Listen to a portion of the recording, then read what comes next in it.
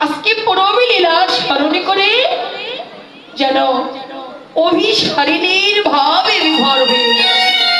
শুধু তাই না, লক্ষ্য করিলেন কি ওরে অভিনয়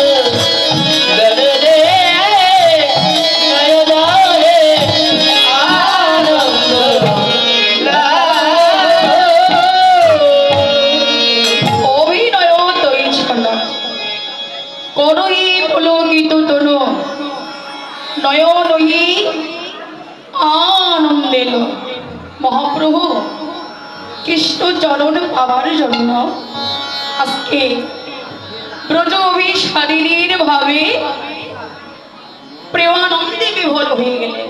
শুধু তাই না, আর কি দেখলেন? দেখো প্রেম সিন্ধু অবতার, দেখো প্রেম সিন্ধু অবতার, দেখো প্রেম সিন্ধু অবতার, দেখো প্রেম সিন্ধু অবতার। তোহি কোন নিমগ্ন নাই জানি রাতি দিন, তোহি কোন নিমগ্ন নাই জানি রাতি দিন, আরে তোহি কোন নিমগ্ন নাই জানি রাতি দিন, তোহি কোন নিমগ্ন নাই জানি রাতি দিন। বুঝিস রে বাবা বুঝিস মহাবতার, বুঝিস মহাবতার। তোহি কোন নিমগ্ন নাই জানি রাতি দিন, তোহি কোন নিমগ্ন নাই জানি রাতি দিন। বুঝিস রে বাবা বুঝিস রে বাবা বুঝিস মহাবতার, বুঝিস মহাবতার, বুঝিস মহাবতার। দিবারাতি জেগে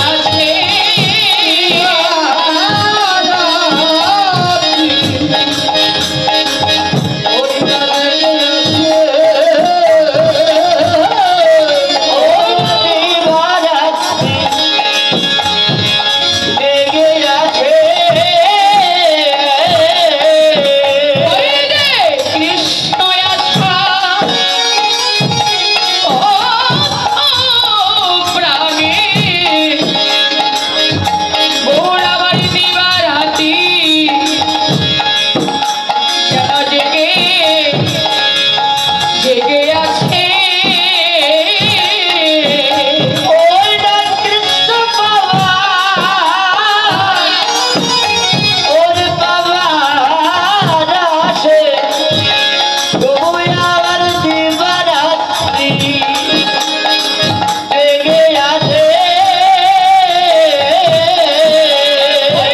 হা কৃষ্ণ প্রাণ কৃষ্ণ বলে এই রাত্রি রাম নবমী রাত্রি রাম নবমী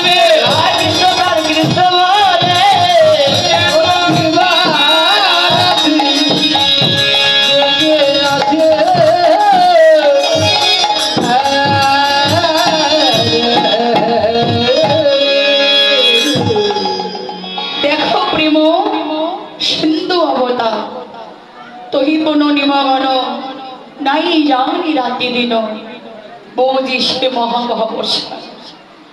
মহাপ্রভু দিবারাত্রি যেন জেগে রয়েছেন আমাদের কৃষ্ণের চরণ পাওয়ার আশায়, কৃষ্ণকে আমাদের পাওয়ার জন্য প্রতিটি পাবন গৌর সুন্দর দিবারাত্রি যেন জেগে রয়েছেন। তাই তো বললেন তহি কোন নিমগ্ন নাই জানি রাতি দিন, কখন যে দিবস হয় কখন যে রাত্রি হয় তার প্রতি মহাপ্রভুর কোনো খেয়াল নেই বাবা। খেয়াল থাকবে কি করে? কৃষ্ণ প্রেমের এমনই রীতি থাকে না, সে ভক্তির কোনো অর্থস্থিতি। যারা কৃষ্ণ ভজন করে দেখবেন, যারা গৌর ভজন না করে তাদের আত্মস্মৃতি জ্ঞান আর তারা কাল পর জন্মের মতো দিনের অধীন কাঙ্গাল হয়ে অনুরাগের পথে পথে তারা দুটি নয়নের জলে কেঁদে বেড়ায়। কেননা জগৎজীবকে শিক্ষা দেওয়ার জন্য আমাদের মহাপ্রভু দিবারাত্রি যেন জেগে রয়েছে। শুধু তাই না, লক্ষ্য করলেন কি নিঃশব্দ মণ্ডল অঙ্গহি পরিণাম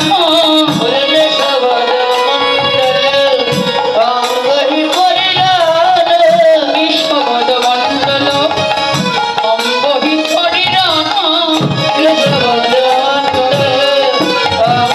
পরিণাম অতি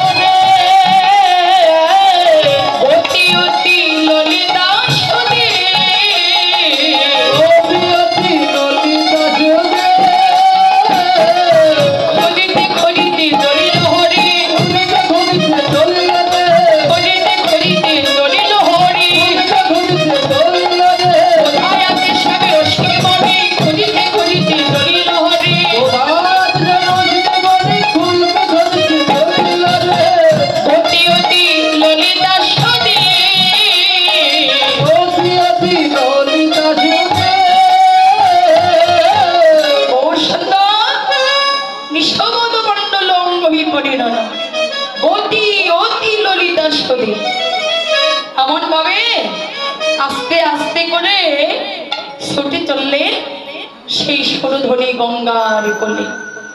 লক্ষ্য করে দেখলেন সামনে সরধনী গঙ্গা নদীর কোল।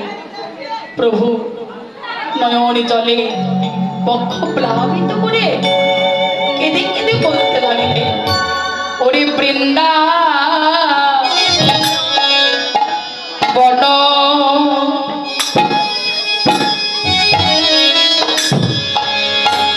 বনভানে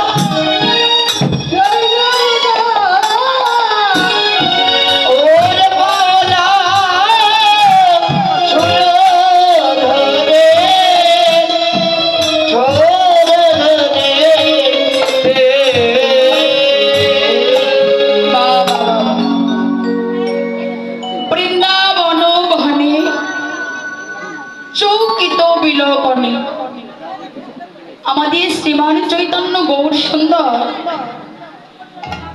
সুরধনী গঙ্গার কোলে গিয়ে বাবা চতুর্দিকে লক্ষ্য করে দেখলেন। লক্ষ্য করে দেখে মনে পড়ে গেল, আহা, একে আমার সেই বৃন্দাবন, একে আমার সেই যমুনা,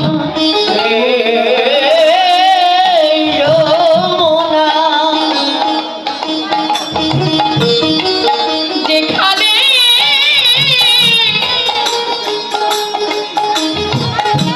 প্রাণীর প্রিয় গদাধরকে সঙ্গে করে হরিনামের খেলা খেলেছিলাম, খেলা খেলে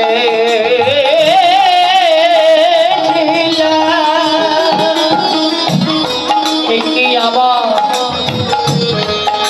সেই বৃন্দাবন। প্রভু গদাধরকে লক্ষ্য করে কেঁদে কেঁদে বললেন, গদারে একবার এসে দেখে জানা ভাই, যেখানে তোর সঙ্গ করে মোরা হরি নামের খেলা খেলেছিলাম। মহাপ্রভু গদাধরকে ডেকে ডেকে বললেন, গদারে একবার আইরে গদা,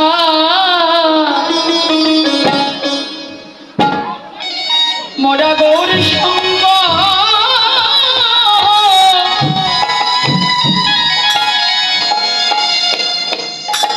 সঙ্গ করি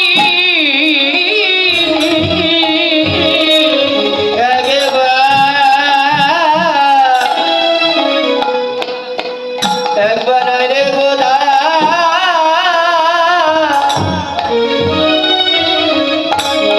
গৌর সঙ্গ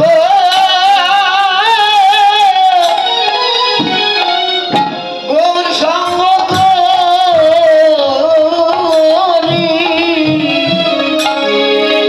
মোদের যেমন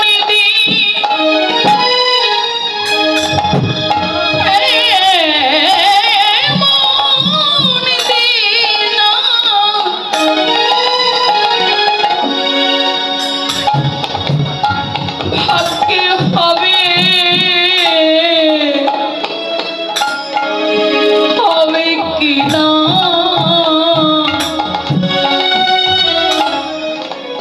একবার আইরে গদা, গদায় আমরা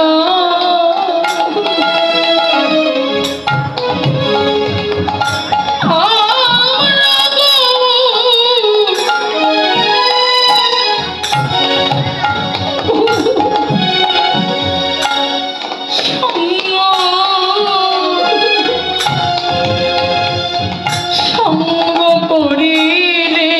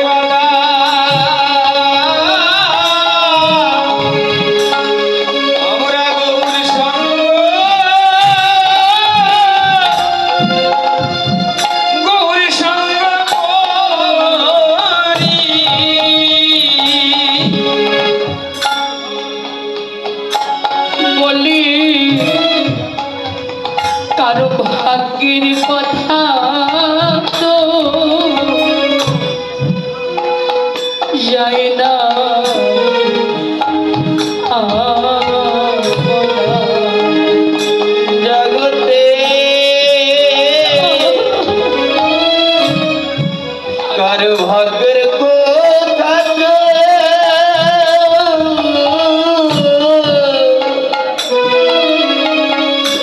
উড়ে যায় না বলা।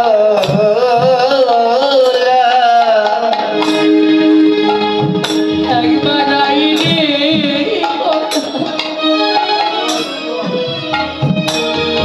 মোরা গৌর সঙ্গ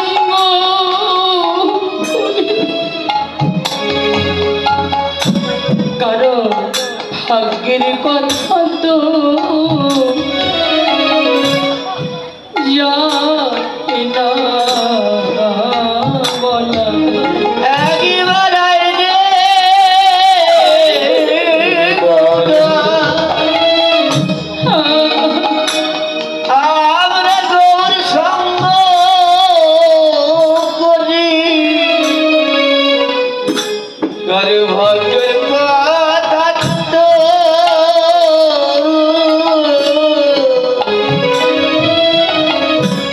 যায় না বলা।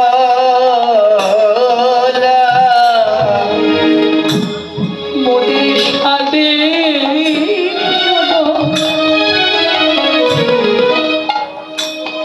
জনমে বুঝি ব্যথা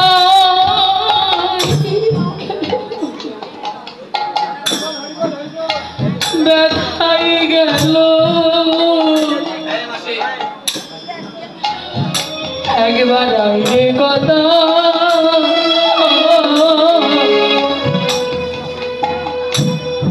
গুর সঙ্গ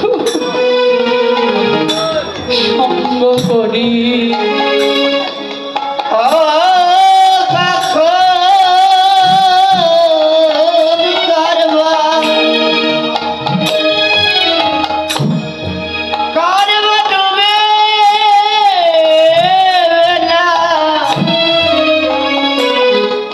জগতে কার ভাগ্যের কথা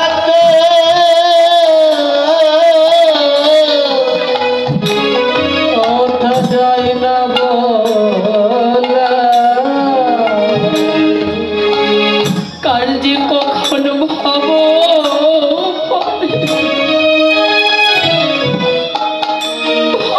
পারের ডাকা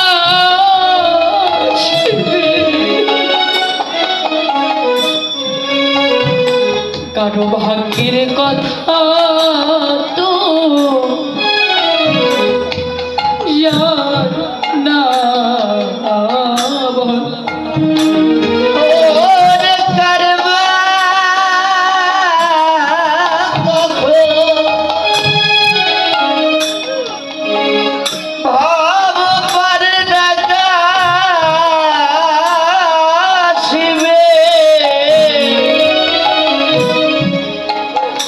কারো ভাগ্যের কথা তো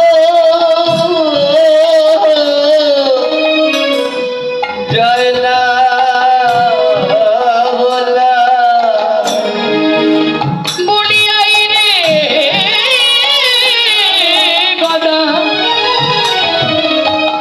আমরা গৌর সঙ্গ করি জগতে আমার দিনার ভাগ্যে হবে কিনা আইরে গদা সঙ্গ করি উড়ে হবে কিনা আইরে গদা সঙ্গ করি কারো ভাগ্যের কথা তো জগতে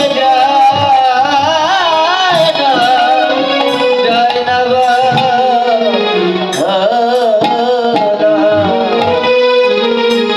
প্রভু সুরধরীকে দর্শন করে মনে পড়ে গেল সেই শ্রী যমুনার কথা। হাই হাই, এ কি আমার সেই যমুনা? প্রভু ভাবলে এ কি আমার সেই বৃন্দাবন যেখানে প্রাণীর প্রিয় গদাধরীকে সঙ্গ করে তীরে নীরে কত না কত হরিনামের খেলা খেলেছিলাম। এসো হে গঙ্গার কূলে খেলাইব মোরা কৌতূহলে কৌতূহল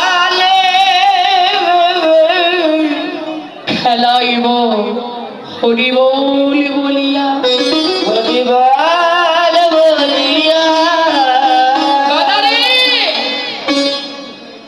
বৃন্দাবনের স্বরূপ রাধা নদিয়ার মাঝে সে হয়েছেন গদা।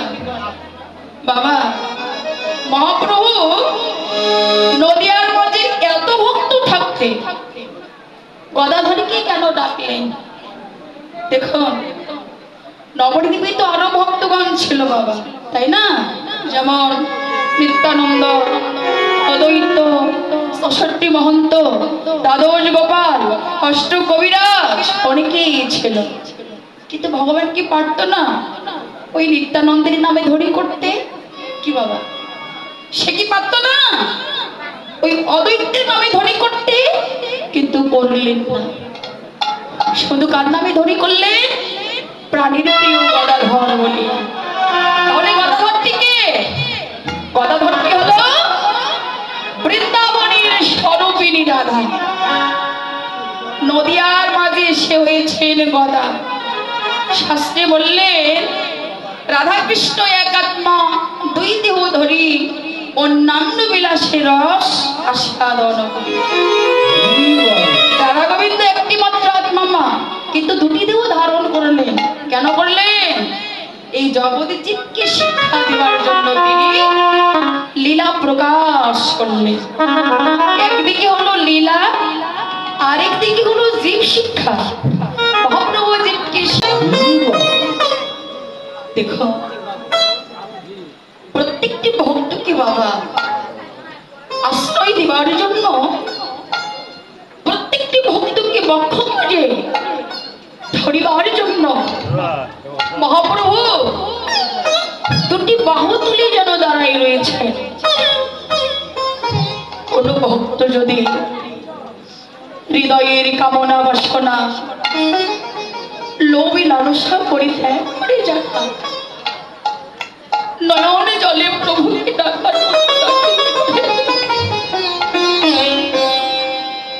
দয়াবান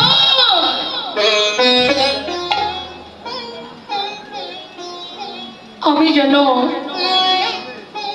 তোমার মধুর সঙ্গ লাভ করিতে পারি। দেখো নয়নের জলে যদি তাকে ডাকা যায়, প্রভু কখনো কোনোদিন আর অধরে রইতে পারে না বাবা। গীতায় বললেন হে অর্জুন, সর্বধর্মান্ন পরিত্যাজ্য মামেকং শরণং ব্রজ অহং তাং সর্বপাপেভ্য মোক্ষয়িষ্যামি মা শুচ। হে অর্জুন, সকল ধর্ম কর্ম পরিত্যাগ করে যারা আমার শরণে সে শরণাপন্ন হতে পারে, আমি সেই ভক্তকে সকল পাপ হইতে উদ্ধার করিব। বাবা সারাদিন ভরে ভগবানকে ডাকলা, সারাদিন ভরে তার পূজা অর্চনা করলাম, ওই যে বাজার থেকে কিছু দামি দামি ফল এনে ভগবানের চরণে সেবা দিলাম, কিন্তু সেবার মধ্যে যদি প্রেম না থাকে, সেবার মধ্যে যদি ভক্তি না থাকে, ভালোবাসা যদি না থাকে, ও সেবা কি গ্রহণ করবেন? করবেন না। সারাদিন ভরে ভগবানকে ডাকলেও কখনো কোনোদিন লাভই করা যাবে না। প্রভু বললেন আমি ভক্তের নিকটে ধন চাই না, ভক্তের নিকটে কোনো সম্পদ চাই না, ভক্তের নিকটে কোনো দামি দামি ফলের আশা আকাঙ্ক্ষাও আমি করি না। শুধু চাই আমার সৃষ্টি জল, আমার সৃষ্টি তুলসী পত্র, যদি কোনো অনুরাগী প্রশ্ন এক পূর্ণ জল দ্বারা আর একটি মাত্র তুলসী পত্র দ্বারা আমার শরণে যদি কেউ সেবা দিবার মতো দিতে পারে, আমি ভগবান হয়ে সেই ভক্তের নিকটে ইহকাল পর জন্মের মতো যেন বিক্রয় হয়ে যায়। বাবা এই হৃদয়ে যদি প্রেম না থাকে, ভক্তি যদি না থাকে, ভালোবাসা যদি না থাকে, তবে আমাদের এই মানব জনমটা ব্যথায় চলে যাবে, যাওয়া আশাই জগতে আমাদের সার হয়ে যাবে। তাই তো মহাপ্রভু প্রত্যেকটি ভক্তের প্রতি লক্ষ্য করে বললেন, হে জগন্নাথী, তোমরা সময় থাকিতেই হা কৃষ্ণ প্রাণ গৌর বলে কাঁদো। কেননা এই যে 84 লক্ষ জনে ভ্রমণ করে, কত সাধ করে, কত আশা করে আমরা সাধের মানব বলে জন্মগ্রহণ পেয়েছি। এবার এই মানব জন্মটা হলো বড় দুর্লভ জন্ম। এই জন্ম হলো কৃষ্ণ ভজনের জন্ম। এই জন্মটা হলো কৃষ্ণ বলে কাদার জন্ম। কিন্তু কাদার জন্ম পেয়ে তাকে ডাকার জন্ম পেয়ে যদি না ডাকতে পারি, হেলাই হেলাই দিনগুলো যদি কেটে যায়, তবে এই অযোগ্য দেহ কোনদিন গুরু গোবিন্দ চরণ সেবায় লাগবে।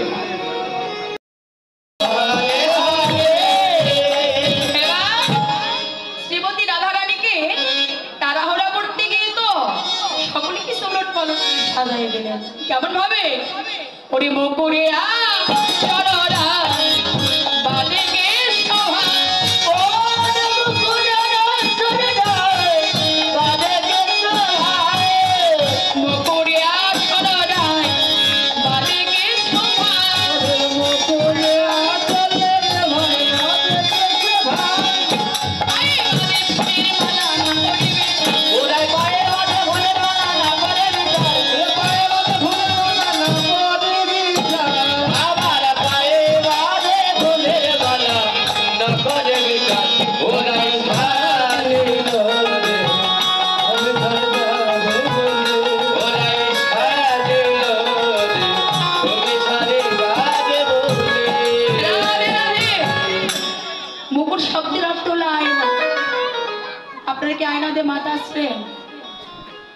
কি বাবা, আয়নাতে মাথা আসছে না চিরুনি দেখুনটা?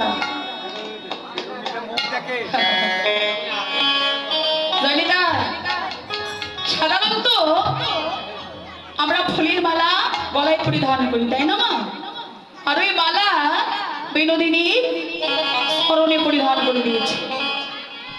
সকলে কিছু উলট পালট, অভিসারী যাত্রা করবে তো এবার সকলে কিছু উলট পালট হয়ে গেছে। শুধু তাই না, কেমন ভাবে সাজাই দিলেন, কাজল পরে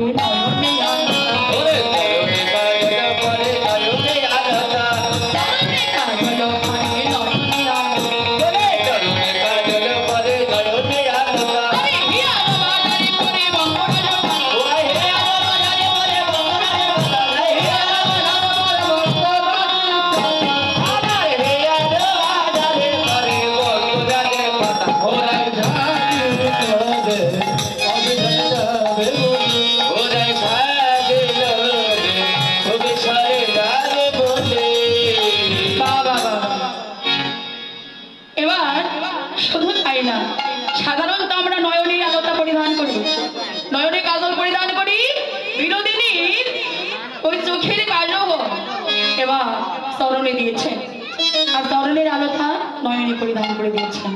সকলকে উলট পালট। শুধু তাই না, এবার আমার বিনোদিনীকে সখী গান একত্রিত হয়ে এবার সাজাই দিলেন। করে দেন পড়ো করে জলে পড়ে, করে দেন পড়ো করে জলে পড়ে, পরের দিকে ফিরে পড়ে কটিতদের হাত, বলে বলে দিকে পড়ে কটিতদের হাত, বলে পরের দিকে ফিরে পড়ে কটিতদের হাত, বলে দিকে পড়ে কটিতদের হাত, বলে পরে দিকে পড়ে কটিতদের হাত। ওরাই সাজিলো রে কবি সারে যাবে বলে, ওরাই সাজিলো রে কবি সারে যাবে বলে। হরে কৃষ্ণ কৃষ্ণ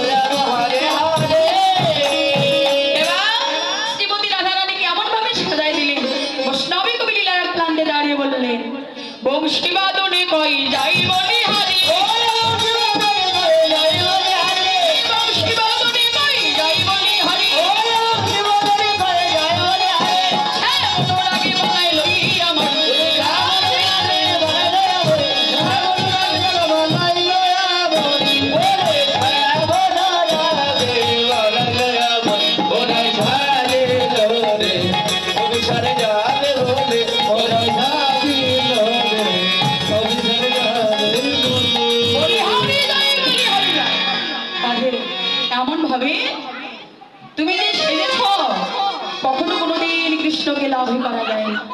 পথে বের হলে সকলে তোমাকে পাগলিনী বলে ডাকে। তুমি কি পাগল হয়েছ? শোনো রাধে, এখনো সময় আছে, তুমি ঘরে ফিরে যাও।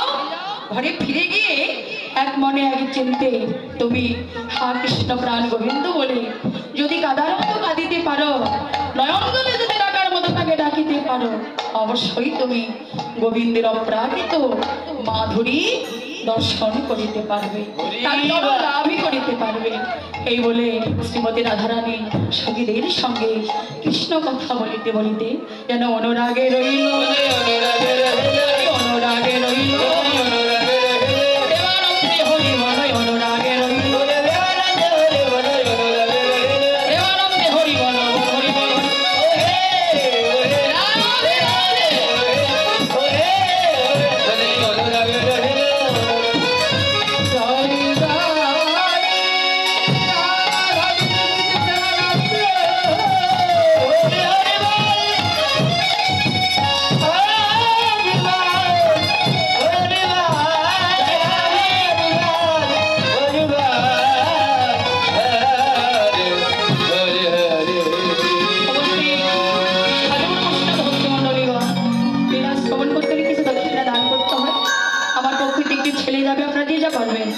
গোবিন্দ সেবার জন্য অবশ্যই দক্ষিণা দান করবেন। আপনাদের চরণে আমার আবারও শত সহস্র কোটি প্রণাম।